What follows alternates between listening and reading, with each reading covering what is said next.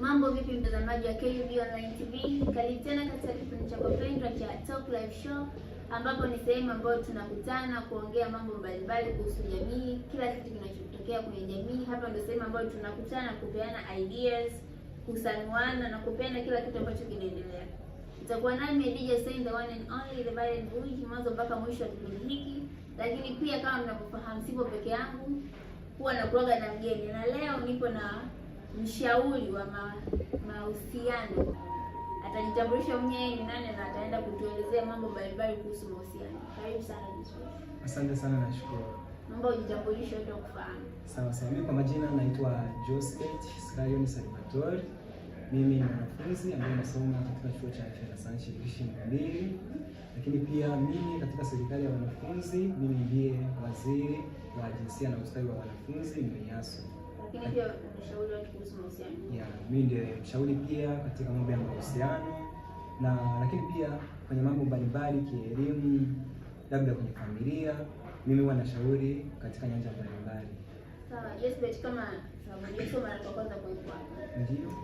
Sasa leo nataka waelezee watu, mimi pia ni mmoja wao watu. Sawa. Kuhusu mambo mbalimbali kwenye mahusiano. Maana tunaona mahusiano mengi yanavunjika, shida ni nini hatuelewi. Sawa sawa. Kwa tunaomba nini maana yani mahusiano?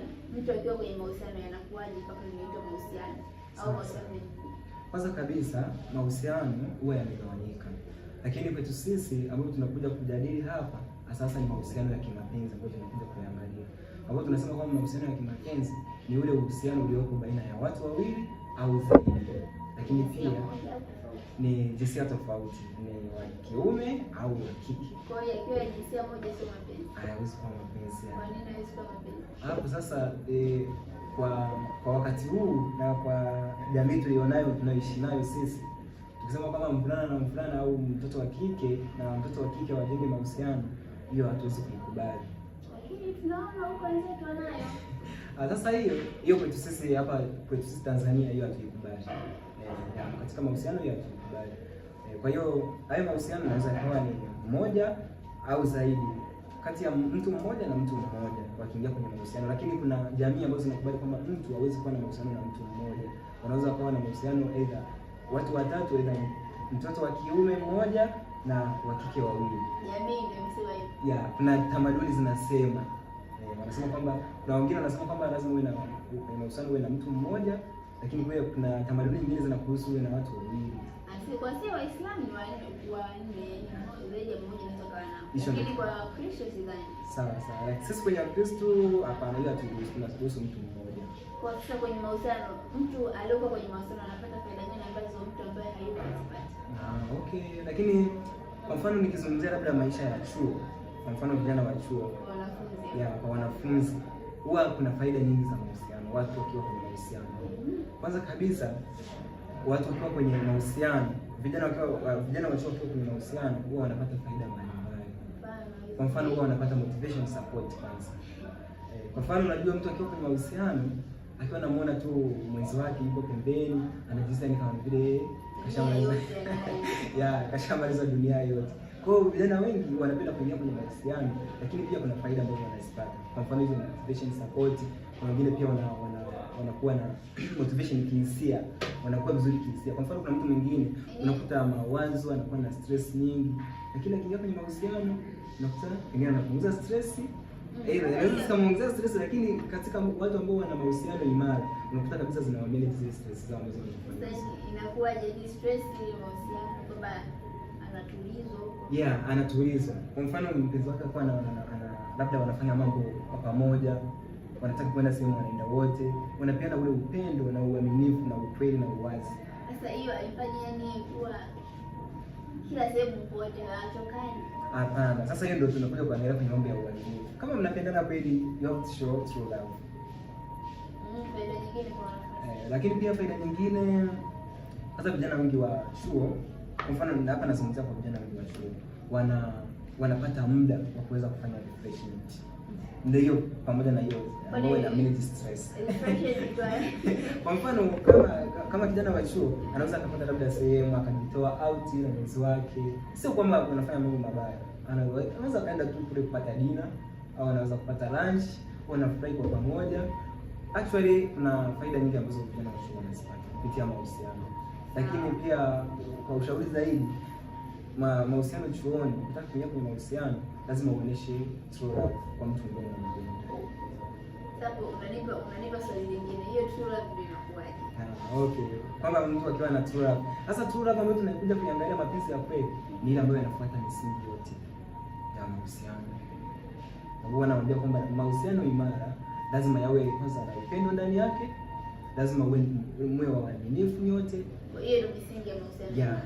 Lazima mkiona kimemisi kitu moja kati ya hivyo, tayari mahusiano yanaweza kuwa imara. Kwa mimi niwe na mahusiano lazima niwe na upendo na uaminifu, lakini pia uwe mwazi kwa mtu unayempenda. Hivyo tu. Yeah. Changamoto ambazo za watu wanapenda kwenye mahusiano. Changamoto pia hapo kwenye changamoto, kwanza huwa vijana ambao wanaingia kwenye mahusiano wanapata changamoto nyingi sana. Kwanza kabisa ni changamoto ya muda. Mahusiano ukiendekeza sana yanaweza kuharibia vitu vyako vya msingi ambavyo unaweza kufanya. Kwa mfano, let's say sisi ambao tuko chuoni, unakuta una masomo, unakuta una assignment ya kufanya, unakuta una mitihani ya kufanya, inabidi ujiandae kwa ajili ya mitihani usome, lakini tayari mahusiano ukishapata kipaumbele kikubwa zaidi, bado yanaweza yanaweza kufanya interaction na muda wao. Sasa umesema watu wenza wanakuwa ile wakipeana conference bila na bwana. Yeah, ndio hicho ambacho tunasema kwamba time management. Sasa wao wanafanya hivyo vipi kwa pamoja? Wakifanya hivyo changamoto hazitakuwepo. Wakifanya hivyo changamoto hazitakuwepo. Lakini lazima uwe na muda. Kwamba hiki lazima sasa hivi nifanye nini? Hapa nifanye nini? Sio kwamba kila muda tunakaa kila muda. Hapana. Haiwezi kuwa hivyo.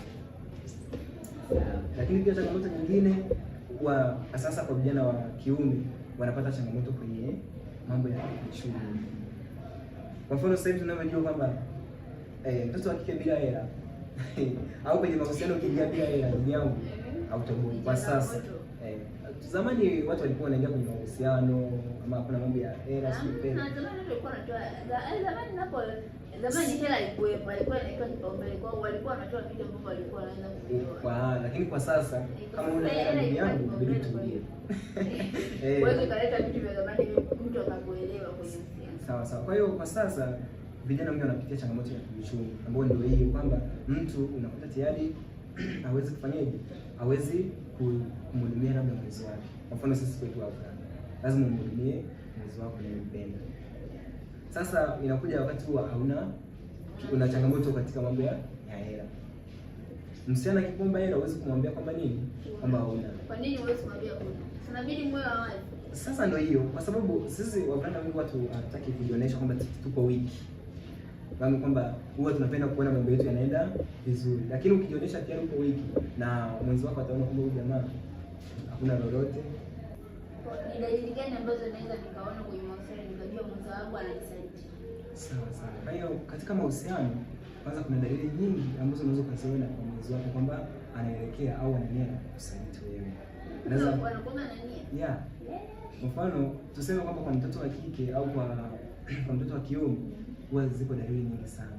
Aidha mtoto wa kiume anaweza kuziona kwa mwenzi wake wa kike au wa kike anaweza kuziona kwa mwenzi wake wa kiume.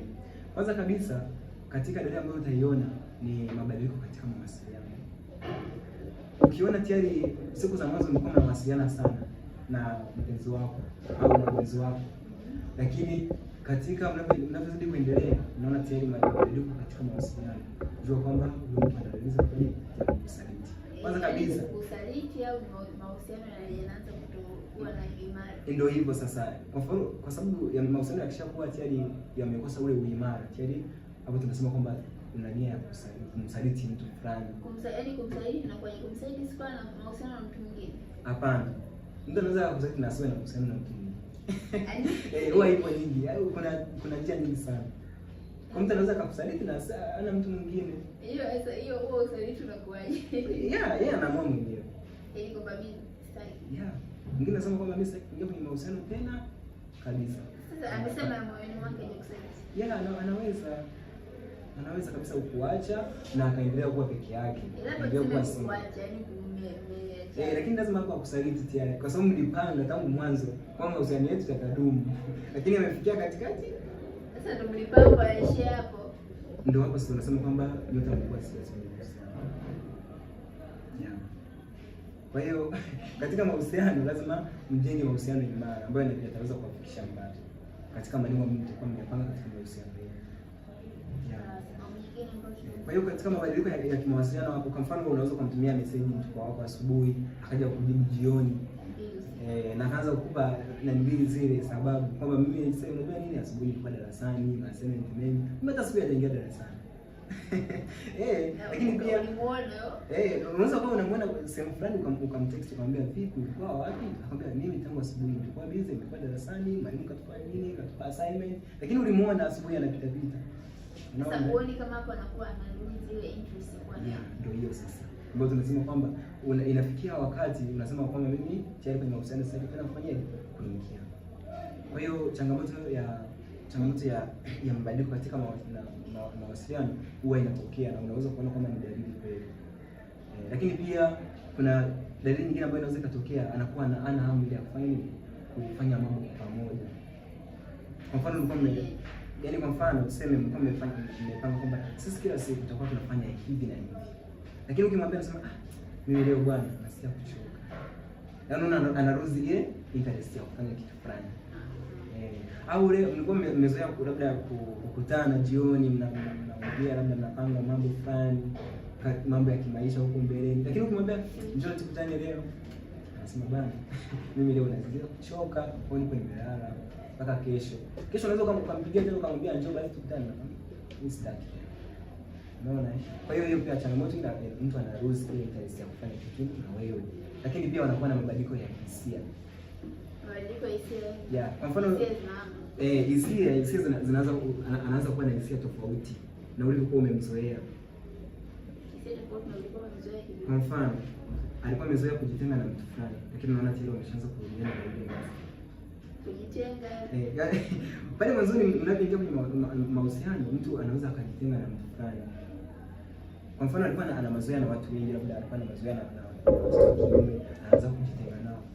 Lakini pale mabadiliko ya hisia yanakuja kutokea pale mwishoni, anapokuwa na nia ya wewe kusaliti, anaanza kuwa na anaanza kuonyesha hisia za kuwa na watu wengine tofauti. Sasa kama alikuwa na mahusiano na wewe akawakaa tofauti.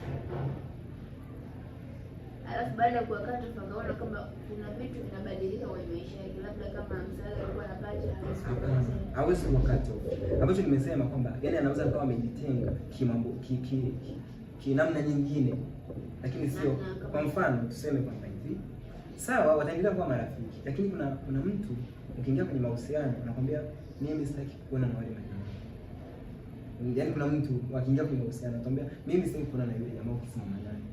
Lakini the day siku zinavyoenda akikuta umesimama naye tena anasema mtu hataki kusikiliza mimi.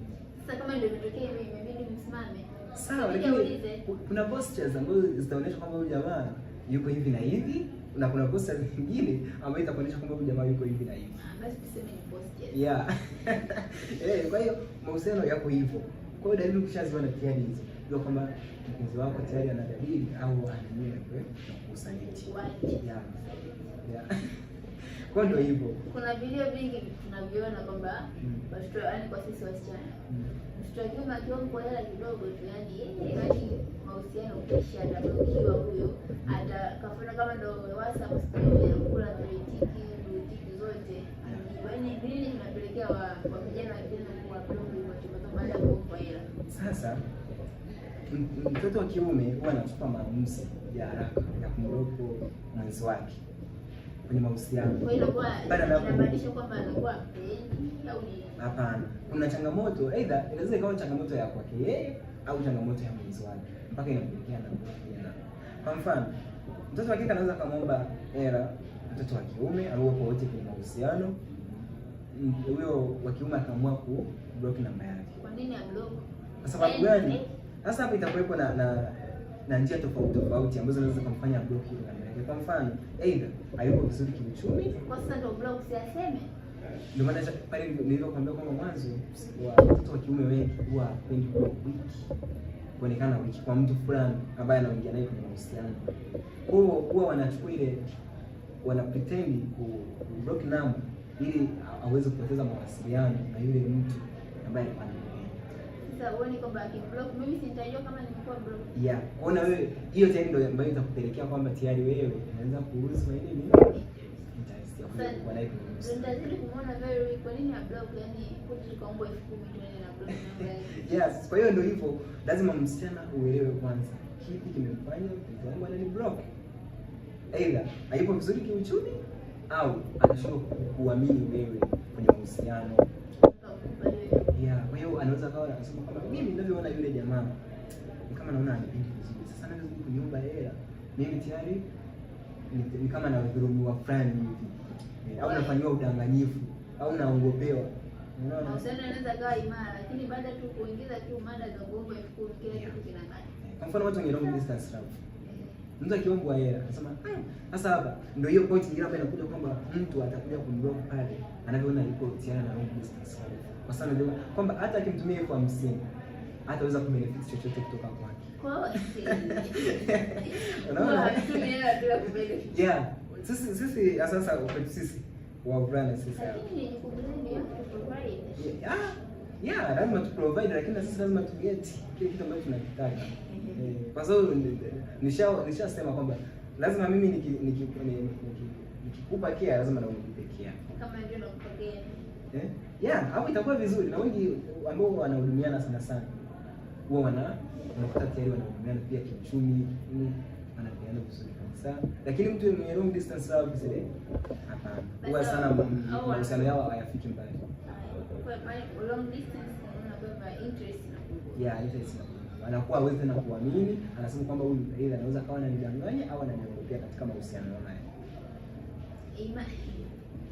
Huo usawa unakuwa sio imara tu unapoanza. Maana alishindwa kumwamini maana yake hamna imani. Kwa sababu mahusiano mara ya kwanza huwa yanaanza moto kweli. Lakini the way tunavyozidi kwenda, akwambia naomba 10,000, hautaki kupoteza muda ili mahusiano yenu yazidi kudumu. Lakini the way mnavyozidi kuendelea tayari kwenye mahusiano, msemaendelea kujengeana ule uaminifu, lakini wewe kama mwisho tena unachoka. Wewe mtoto wa kiume unachoka. Unasema sasa mimi hapa naendelea kutoa tu atajisi. Mwishowe akifika kule mbeleni ananisaliti.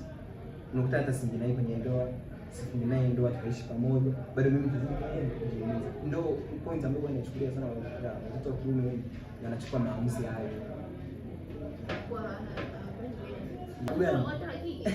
Watoto wa kike sasa. Sio wote, lakini most of them. Wanapenda watu wazima. Yeah.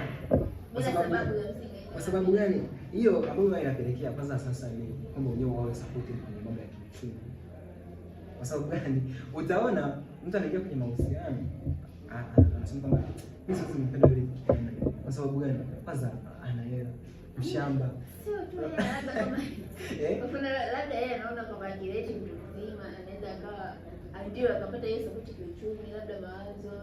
Ndio hiyo sasa ambayo tunaisema kwamba mtu awe supported kiuchumi. Yeah. Kwa hiyo mtu anasema kwamba mimi nikimpenda huyu, hata nikiuza kitu chochote tu atawahi kunihudumia. Kuliko huyu kijana ambaye ataanza kumwambia sema mara nilikuwa darasani, naomba nisubiri baadaye nitakutumia kwa wakala. Lakini yule akimwambia tayari, anajua kwamba tayari mzigo upo. Kwa hiyo unakuta tayari mtoto wa kike anaanza kujijengea ile sema kwamba mimi nitakuwa supported kwenye kiuchumi swala zima kwanza, lakini pia anasema kwamba nikimpenda huyu, labda hata kama ana malengo ya kunioa, nikaingia naye kwenye ndoa, kwanza familia yangu ita-enjoy maisha kwa sababu ataweza kuwa familia yake itaweza kuwa supported kwenye swala zima la kiuchumi. Yeah. Lakini hiyo kama mnatuonyesha. Hapana, sio kuonewa. Sio kuonewa. Kwa nini niseme kwamba si afu kuna hii kitu inakuja kwamba msichana akipenda unanielewa mwanaume mkubwa anaitwa bodybuilder. Yeah. Kwa nini tuite bodybuilder? Kwa sababu sasa ndio hizo sababu ambazo nakwambia. Kwa anakuwa kula sasa ameangalia advantage na disadvantage za mbona bora yake mtu mmoja. Hapana. Kwani ngoja kwanza mimi nikuulize kitu fulani. Wewe ukiingia kwenye mahusiano na kijana wa kawaida tu ambaye mko kwenye the same age, kwani kuna shida? Ambao unaona anaweza kusupport kiuchumi. Kuna shida fulani? Hamna shida. Sasa ndio hivyo ambao nakwambia kwamba wananili vijana wengi wa kike wanakuwa na tamaa ya kuona maisha yao yawe bora sana kuliko maisha ya watu wengine. Sasa umesema na ambaye nikiingia kwenye mahusiano na kijana ambaye anaweza kusupport kiuchumi, si hamna shida. Yeah, na nikiingia kwenye mahusiano na mtu mkubwa ambaye anaweza kusupport kiuchumi, kuna shida. Hakuna shida, itakuwa ni maamuzi yako, lakini sasa pia kuna mipaka, inabidi tuangalie pia mipaka hapo. Hapo kwenye umri kwa kweli. Kwa sababu huwezi kumwona mtu ambaye tena ana uwezo ule, huwezi kumpenda yule mtu ambaye una. Sasa baada ya mtu akishanyimwa hela na mpenzi wake, je, ni vitu gani anatakiwa afanye ili kukabiliana na hiyo hali? Sawa. Kwanza kabisa, iwapo mtoto wa kike amenyimwa labda hela na mpenzi wake, inabidi asichukue kwanza lazima ajue na aelewe lengo la huyo mtu kunyima hiyo hela, kwa sababu kila mtu anaweza kunyima tu bila sababu. Kwa hiyo lazima hajataka kujua sababu yangu hapa kanyima. Lazima, ndio maana nakwambia lazima aelewe kwanza. Either inaweza ikawa ni changamoto ya kiuchumi kwa huyo mtu ambaye alikuwa anamhudumia. Kwa hiyo lazima aelewe, je, ni tatizo gani limefanya asiweze kumtumia. Kwa hiyo lakini pia ndio maana hapo kwenye kuelewa lazima sasa atatumia pia heshima ya kuweza kumwelewa. Kwani vipi, una shida gani? Kuna wengine anakuambia kabisa vipi. Unaona kwamba huyo mwenza akiona kwamba amefikia kwenye hiyo stage ambayo atakuwa anapitia changamoto, akamjulisha mpenzi wake kabla, yani before hayo itajitokea. Yeah, ndio maana nikasema kwamba lazima express, lazima uwe mwazi kwa mtu wako. Wewe ukiona kwamba hutaweza kweli kumhudumia kwa kila kitu, hebu mwambie mapema kwamba mimi sitaweza kufanya hivi na hivi, lakini pia ukitaka labda matumizi ya kawaida nitakuwa nakutumia. Lakini kwa mtu mwingine anakuuliza $1,000 kwa wiki, anasema mimi nataka $1,000, nataka nifanye hiki na hiki na hiki. Kuna mwingine hawezi kumanage hiyo $1,000 kumpatia hiyo $1,000, lakini matumizi ya kawaida anaweza. Sasa matumizi ya kawaida ni matumizi ya kawaida ni kama mtu unamtumia vocha, labda unampa chakula. Vocha chakula ni wewe kupata fika hiyo. Hapana, haiwezi kufika kwa wiki. Haiwezi kufika. Na mtu na watu ambao wana mapenzi imara kwenye mahusiano yao, au kila siku huwezi kuwa unamwomba hela mpenzi wako. Yaani hiyo kwani huwa waombi kila siku? Ndio, lakini kuna mtu mwingine kwa siku anakwambia nina shida na $100,000 kwa siku. Yeah. Wewe usaidiane kwa siku. Yapo. Mtu anakwambia naomba nina shida na $200,000, nataka kufanya hiki na hiki. Sasa labda mimi nakuwa kwa wiki, mwezi. Hapana, kwa siku moja anaweza kukwambia hivyo. Wapo tena siku nyingi sana. Leo kukwambia $100,000, kesho $200,000, kesho $300,000. Wapo ambao hawezi kumanage na kuweza kufanya hivi, kujicontrol kidogo. Kwa hiyo wapo. Hata kama kuona unaenda. Kwa hiyo pia wafanye. Ndio hiyo ninakwambia changamoto ya kiuchumi sasa. Lazima aelewe nini kimemfanya mtu asiweze kumhudumia kwa muda ule. Lakini pia lazima aweke nini, aheshimu mipaka ya mwezi wake. Aheshimu mipaka. Kwamba yaani kila siku unasema kwamba $100,000, kesho $50,000, kesho kupe $10,000. Baadaye tena unasema nimeishiwa bando. Kuna misemo huwa nakutana nayo kuhusu mapenzi. Sasa nataka unifafanulie kwa wanayojua waijue maana yake na wasiojua waijue. Kuna msemo unasema damu ya mtu ni tamu, lakini maji ya mahusiano ni chungu. Okay. Damu ya mtu ni tamu, lakini maji ya mahusiano ni chungu. Maji ya mpenzi. Maji ya mpenzi ni chumvi. Maji ya mpenzi? Ni chumvi. Maji ya mpenzi ni chumvi. Yeah. Maji gani hayo ya mpenzi? Sasa ndio tunaangalia mimi kwa msemo huu ambao nauona kwanza. Kwanza lazima uanze kufikiria kwanza hapo chumvi. Chumvi ina ladha. Chumvi ina ladha. Kwa hiyo tayari kwenye mahusiano huo msemo unamaanisha kwamba kwanza kwenye mahusiano lazima uwe na upendo ambao unaweza ukavuta zile hisia zenu. Uwe na upendo, lakini pia uwe na uaminifu. Ndio maana ya huo msemo unaonyesha kwamba damu ya mtu ni tamu, lakini maji ya mpenzi ni chumvi, kwa sababu ile chumvi ina ladha. Kwa hiyo kama ina ladha tayari inaleta utamu wa kitu. Sawa. Kwa hiyo kwa hiyo ndio hivyo. Kwa hiyo lazima kwenye mahusiano mdumishe upendo ili uweze kuvuta zile hisia zenu na kuweza kuendelea na mapenzi na mahusiano yenu yawe imara. Sasa mtu akisema usichukue za mwenzako ukafanya ni zako. Usichukue za mwenzako na ukaona ni zako. Okay. Sasa huo msemo ni kwamba vijana wengi huwa tunaingia kwenye mahusiano tukiangalia kwamba yule mtu anampenda fulani. Sisi ndio tunaingia kwenye mahusiano. Sio kweli. Kila mtu na bahati yake. Kwamba lazima uangalie kwamba mimi nampenda yule, sio kwa sababu nimemwona yule anampenda yule. Hapana. Mahusiano yako different kabisa. Huwezi kujifananisha mahusiano ya kwako ukaenda kuifanisha na mahusiano ya mtu mwingine. Lazima mahusiano yako yawe unique na mahusiano ya mtu mwingine yawe unique. That's why tunasema kwamba usichukue za kwako na ukaona ni usichukue za mwenzako ukaona ni zako. Usilinganishe kabisa, kila mapenzi ya kumiliki. Lazima mapenzi yako yafanane na mapenzi ya mwingine lazima. Yafanane kivyake tofauti na yako. Yafanane kivyake tofautiana. Yaani huwezi kuangalia mahusiano ya watu wengine ukaja kuyafananisha na yako. Kwamba wewe unaona yule anamhudumia sana na wewe unataka kumhudumia. Hautafika mbali. Kama anaweza kumhudumia. Utaweza, lakini sisi usiangalie kwa vitu ambavyo anavifanya. Haya, mwingine unasema penzi ni shamba lililozidi kujaa magugu. Penzi ni shamba lililozidi kujaa magugu. Penzi ni shamba lililozidi kujaa magugu. Sasa tunajua kwamba kwenye shamba huwa kuna vitu mbalimbali vinaota. Kwenye shamba unaweza ukapanda maharage na magugu humo yakamea. Sasa inakuja pale msipodumisha mapenzi yenu au mahusiano yenu, lazima myathamini mapenzi kwanza na mahusiano yenu. Ambao kama mmeingia kwenye relationship lazima mthamini kwanza. Kwa sababu gani? Shamba usipolitunza ndio tunakuta kwamba nini? Magugu yanaota, shamba linakuta limejaa magugu. Sasa ndio hivyo, mahusiano ukiacha tayari na usiyathamini kwa kipindi maalum au kaona tunaingia kwenye mahusiano au kieleweki, tayari inaleta shida. Sasa najua tumejumuika nasi katika Talk Live leo, tumejifunza mambo mengi sana kwenye mahusiano. Natumai kila mtu mwenye uhusiano huko nje leo anaweza akadumisha uhusiano wake. Yeye mwenyewe ndo ataamua livunjike au lisimame baada ya kusikia hiki. Sawa. Nashukuru sana na karibu tena. Tutakuhitaji maana mahusiano ni mengi sana. Leo tumeongelea tu kuhusu mapenzi, siku nyingine itakuwa ni kuhusu mapenzi aina nyingi. Kufikia hapa hatuna la ziada. Mwisho wa kipindi hiki ndio mwanzo wa vipindi vingine. Pia usisahau kutufuatilia katika mitandao yetu ya kijamii, Instagram, TikTok na YouTube kwa jina la KUB Online TV. Ulikuwa nami DJ Hussein. Nyuma ya kamera ni Brian Benson, location and designing manager ni Irene Maria, pamoja na lighting manager ni Rodrigo Uribe. Tukutane katika kipindi kingine tena cha Talk Live Show. Bye.